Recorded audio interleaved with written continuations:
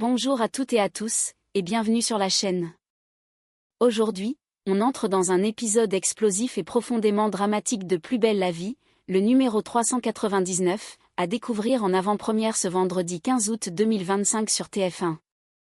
Un épisode où chaque intrigue s'imbrique comme les pièces d'un puzzle sombre, où la tension se mêle aux émotions les plus brutes, et où chaque personnage joue, consciemment ou non, une partie qui pourrait changer le cours de sa vie. Tout commence avec Thomas, qui, dans l'ombre de l'arrière-salle du Mistral, trace avec une précision presque chirurgicale un faux plan destiné à piéger Nolan. Un travail d'orfèvre où chaque symbole, chaque repère, chaque détail est modifié pour semer le doute. Ce stratagème prend vie grâce à Barbara, qui, dans un silence chargé de suspense, infiltre l'appartement de Nolan pour y replacer ce plan piégé, le cœur battant à l'idée d'être surprise à tout instant. Ce n'est pas seulement un coup de bluff, c'est une manœuvre à double tranchant qui pourrait se retourner contre eux à la moindre erreur. Pendant ce temps, au cœur de la nuit marseillaise, le couple Nebout se retrouve dans un face-à-face intime mais douloureux. Patrick tente de reconstruire un lien brisé, mais Babette, encore marquée par 20 années de silence et de secret, garde ses distances. Ses confidences à Luna révèlent une fissure bien plus profonde, elle ne sait plus si l'amour qu'elle portait à Patrick peut survivre à la trahison ou si Mathieu n'a pas déjà commencé à occuper une place inattendue dans son cœur. Et comme si les blessures sentimentales ne suffisaient pas, une autre bataille éclate, celle qui oppose Vanessa à Ulysse. Au centre de cette guerre, le destin d'Hector. Lui souhaite partir dignement, loin des traitements acharnés, mais Vanessa est prête à tout, même à défier la loi, pour l'empêcher de mettre fin à ses jours. Chaque échange entre eux est une étincelle prête à embraser tout ce qui reste d'équilibre dans leur relation. Hector, lui, avance sur sa route avec une résolution glaciale. L'échec du compromis avec Vanessa et son choix de se procurer une arme scellent un compte à rebours silencieux. Ses adieux voilés à Blanche, ses confidences mesurées à Ulysse, tout semble désormais pointer vers un dernier acte qu'il veut orchestrer de bout en bout, sans retour possible. Et au milieu de ces drames humains, la quête du trésor de Santoni continue. Thomas et Jawad pensent avoir trouvé la clé, un lieu oublié, la Croix des Moulins. Mais le rêve se heurte à une réalité implacable, l'endroit est une forteresse impénétrable. Pendant ce temps, Nolan contre-attaque avec une arme inattendue, un spray ADN synthétique qui piège Aya et pourrait l'entraîner bien plus loin qu'elle ne l'imagine dans cette guerre de nerfs.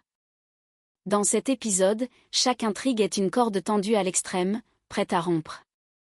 C'est un ballet d'alliances fragiles, de vérités inavouées et de décisions irréversibles. Une certitude, après ce 15 août, au Mistral, rien ni personne ne sera plus jamais pareil et certains chemins empruntés ce jour-là n'auront pas de retour. Dans l'arrière-salle du Mistral, Thomas s'installe à la table, le plan original devant lui. Concentré, il s'applique à en dessiner une copie quasi parfaite sauf que cette version est truffée de fausses indications. Il modifie subtilement certains repères, déplace des points stratégiques, rajoute même un faux symbole pour semer la confusion. En traçant les dernières lignes, il se dit avec un petit sourire satisfait, avec ça, Nolan peut toujours courir. De son côté, Barbara s'est portée volontaire pour replacer ce faux plan chez Nolan, là où Aya l'avait trouvé. Elle arrive devant l'appartement, écoute attentivement pour s'assurer qu'il est bien vide, puis sort un petit outil de crochetage. Ses doigts travaillent vite, mais chaque bruit de métal contre la serrure lui donne l'impression de résonner dans tout l'immeuble. Une fois à l'intérieur, elle avance à pas feutrés, scrutant chaque ombre comme si Nolan pouvait surgir à tout instant. Elle glisse le plan falsifié dans le tiroir, exactement à l'endroit où il se trouvait, puis referme doucement. Avant de partir, elle s'immobilise, le cœur battant, un craquement vient du couloir. Retenant son souffle, elle attend quelques secondes, puis ressort, referme la porte et disparaît rapidement, laissant derrière elle une scène parfaitement intacte en apparence. Si Nolan met la main sur ce plan, il n'imaginera pas qu'il s'agit d'un piège. Mais pour Thomas et Barbara, la partie ne fait que commencer. La lumière tamisée de la chambre éclaire à peine leur silhouette. Patrick et Babette sont enfin allongés côte à côte, comme autrefois. Le simple fait de partager à nouveau le même lit a quelque chose de rassurant mais aussi de fragile. Patrick, hésitant, se rapproche doucement, cherchant à renouer ce contact qu'ils ont perdu depuis trop longtemps. Mais Babette, d'un geste instinctif, pose une main sur son torse pour maintenir une distance. Son regard fuit le sien. Ce n'est pas de la colère, plutôt une blessure encore vive, qu'aucun mot ne peut effacer d'un coup. Il se fige, puis lui murmure avec sincérité. Je comprends, je peux attendre. Le temps qu'il faudra. Un silence doux amer s'installe, presque apaisé, comme si chacun tentait de retrouver ses repères. Patrick croit sentir une ouverture, alors il ose s'avancer un peu plus et glisse, dans un souffle. Je t'aime plus que tout. Mais les mots tombent dans le vide.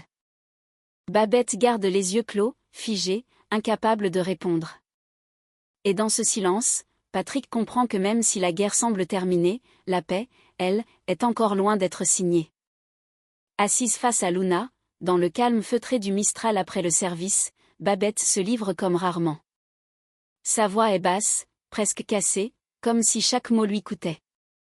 Elle raconte qu'elle n'arrive pas à effacer de sa mémoire ces 20 années de silence, ces 20 années où Patrick lui a caché une vérité fondamentale.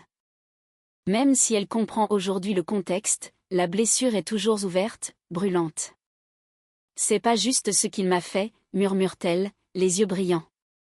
20 ans à dormir à côté de lui, à croire qu'on se disait tout et en fait, il m'a laissé dans le mensonge. Luna, attentive, ne l'interrompt pas. Babette baisse les yeux, joue nerveusement avec sa tasse. Le pire c'est que je sais plus où j'en suis.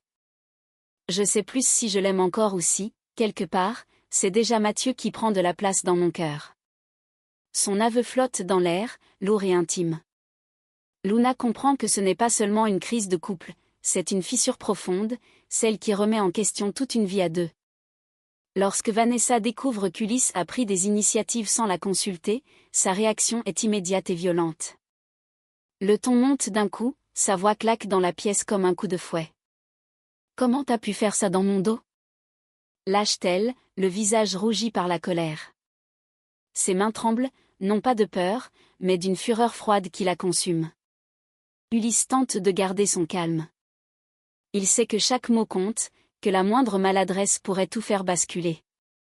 Il lui explique qu'il ne supporte plus de voir Hector souffrir et qu'il faut respecter son choix de partir dignement, loin de l'acharnement médical et des illusions perdues. Mais Vanessa refuse de l'entendre. Ses yeux brillent d'une détermination presque effrayante. Tu crois que je vais rester les bras croisés pendant qu'il se laisse mourir ? Jamais. Elle jure qu'elle ira jusqu'au bout pour l'en empêcher, quitte à contourner la loi, à affronter Hector lui-même ou à utiliser ses relations pour bloquer son départ. Dans son esprit, ce n'est pas de l'obstination, c'est un combat pour sauver l'homme qu'elle aime, même contre sa volonté. Et dans ce face-à-face tendu, une chose devient évidente, entre Ulysse et Vanessa, la guerre est déclarée. Hector, le regard plus serein qu'à l'accoutumée, annonce à Blanche qu'il a réussi le test avec Sorigny. Il le dit sans fierté excessive, mais avec une lueur discrète de soulagement, comme si cette étape validait son choix et lui offrait un peu de répit dans la tempête. Les mots résonnent étrangement, car Blanche comprend qu'il n'est pas en train de célébrer une victoire, mais de fermer doucement un chapitre. Plus tard, il répète la même chose à Ulysse, dans un ton presque identique, mesuré, comme pour ancrer l'idée que tout est désormais en place pour la suite. Ulysse l'écoute, conscient que derrière cette apparente tranquillité se cache un compte à rebours invisible. Touchée en plein cœur, Blanche prend alors une décision instinctive, elle veut lui montrer les lieux qui comptent le plus pour elle. Pas une simple balade, mais un voyage intime, presque solennel, comme si chaque endroit devenait un fragment de mémoire à lui laisser en héritage. Une façon de graver leurs instants dans la pierre, les arbres, la lumière tout en dissimulant derrière un sourire tendre ce qui ressemble de plus en plus à un adieu qui ne s'avoue pas encore. Dans ses yeux, on devine que chaque geste, chaque mot, chaque regard est désormais compté. Au cabinet médical, l'atmosphère est étrangement douce, presque en contraste avec les tensions qui pèsent habituellement sur Babette. Assise face à Mathieu, elle se laisse porter par la légèreté de la conversation. Les mots glissent naturellement, ponctués de petites anecdotes et de traits d'humour discrets qui arrachent enfin un sourire à ses lèvres. Peu à peu, la gravité de ces dernières semaines semble s'éloigner, comme si ce déjeuner improvisé lui offrait une respiration dont elle ignorait avoir tant besoin.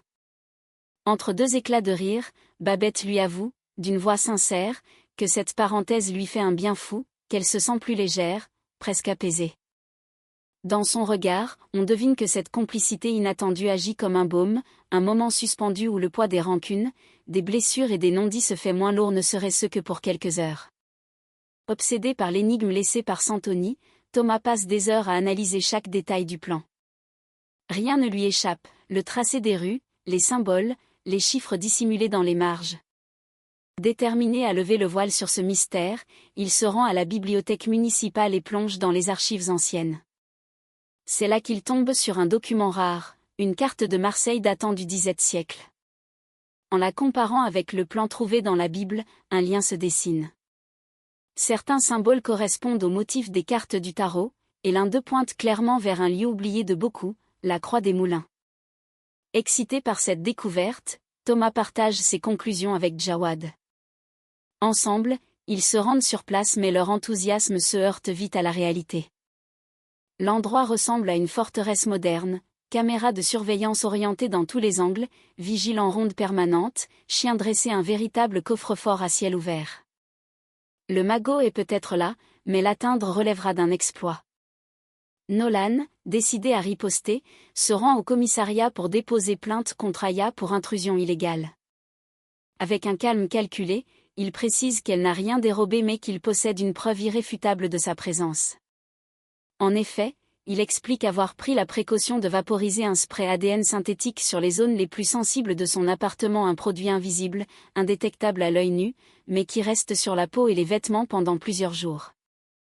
L'analyse effectuée par la police a confirmé sans équivoque que des traces de ce spray, unique à son domicile, ont été retrouvées sur Aya.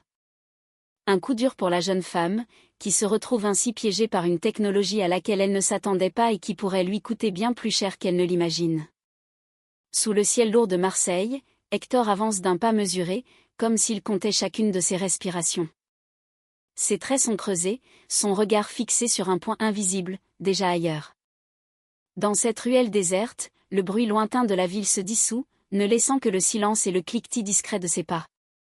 Tony est là, massif, impassible, l'ombre d'un sourire ironique au coin des lèvres. Entre eux, pas de salutation inutile. Juste un échange de regards où tout est dit. Hector sort une liasse de billets, ses mains ne tremblent pas ou alors il refuse de le montrer. Tony ouvre le sac, laissant apparaître le métal froid d'une arme parfaitement entretenue, soigneusement emballée. En refermant le sac, Hector le serre contre lui comme on serre un dernier espoir. Ce geste n'est pas celui d'un homme en colère, mais d'un homme qui a décidé de reprendre le contrôle sur ce qui lui échappe, sa vie, sa faim, son choix. Depuis l'échec du test avec Sorigny, depuis le refus inflexible de Vanessa de le laisser rejoindre la clinique suisse, une certitude s'est imposée à lui, il ne partira pas dans un lit aseptisé, sous des néons froids, mais à sa manière, dans un dernier acte qu'il maîtrise de bout en bout. Au Mistral, personne ne connaît encore l'ampleur de sa résolution. Mais dans l'air flotte déjà ce parfum étrange, mélange d'inquiétude et d'adieu silencieux. Et tandis qu'Hector s'éloigne, la silhouette avalée par l'obscurité, on sait qu'un compte à rebours vient de s'enclencher et qu'il n'y aura pas de retour en arrière. Et voilà, chers amis, cet épisode 399 de Plus belle la vie nous laisse avec un goût amer et une tension presque insoutenable.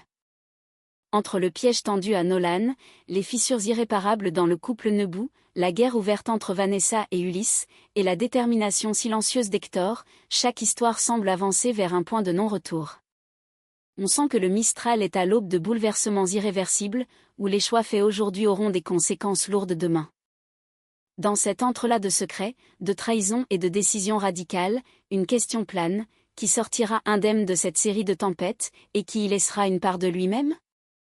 Restez connectés, car la suite s'annonce encore plus intense et au Mistral, vous le savez, tout peut basculer en un instant.